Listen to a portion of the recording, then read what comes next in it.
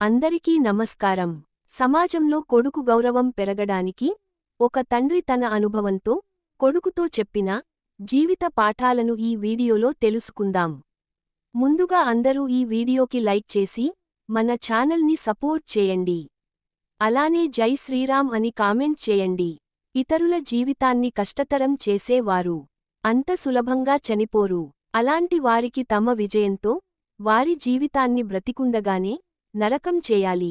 జీవితంలో తప్పులు జరుగుతూనే ఉంటాయి, కాని ఉద్దేశాలు తప్పు కాకూడదు. నీ కన్నా ఎక్కువ స్థాయి ఉన్న ధనవంతుడిని అవమానించడం వల్ల అవి నీకు లేనిపోని కొత్త సమస్యలను తీసుకువస్తాయి. డబ్బుపై అత్యాశ మరియు పనికిమాలిన ఖర్చులు ఒక సాధారణ కుటుంబాన్ని రోడ్డుపైకి తేగలవు. మీరు గుర్రం వెనుక మరియు డబ్బు ఉన్న వ్యక్తి ముందు ఎప్పుడూ నడవకూడదు, ఎందుకంటే వారు మిమ్మల్ని ఎప్పుడైనా తన్నవచ్చు.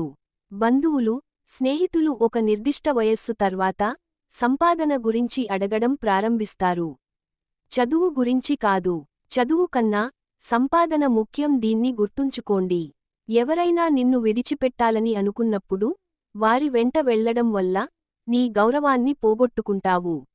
జీవితాన్ని చీకటిలో గడిపిన వాడికి మాత్రమే కాంతి విలువ తెలుస్తుంది. ఒక్క దెబ్బకు సంపద, ఒక్క రోగంతో అందం, ఒక్క పొరపాటుతో గౌరవం నశిస్తాయి. కాబట్టి ఈ మూడింటినీ చూసి ఎప్పుడు గర్వపడకూడదు. ఇవి కాలంతో పాటు పరిస్థితులను ఏ స్థితికి తీసుకువెళ్తాయో చెప్పలేం. పెళ్లి తర్వాత నువ్వు ఆకలితో పస్తులు ఉన్నా పర్లేదు, కాని నిన్ను నమ్ముకున్న భార్యను, పిల్లలను పస్తులు ఉంచవద్దు. ఒక పురుషుని ప్రతిష్టను స్త్రీ నిర్ణయిస్తుందని, అలాగే స్త్రీ అందాన్ని పురుషుడు నిర్ణయిస్తాడు అని పెద్దలు చెప్పారు. ఎవరైతే నువ్వు లేనప్పుడు కూడా నీకు గౌరవం ఇస్తాడో వాడే నీకు అసలైన మిత్రుడు.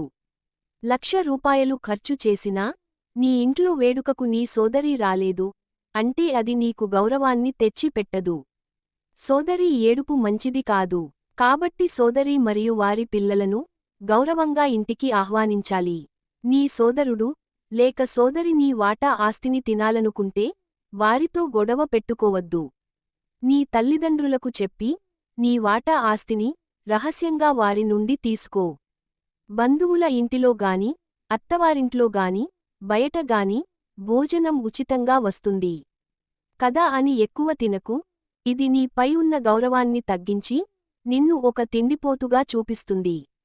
ఈ వీడియో నచ్చితే లైక్ చేసి ఛానల్ని సబ్స్క్రైబ్ చేసుకోండి.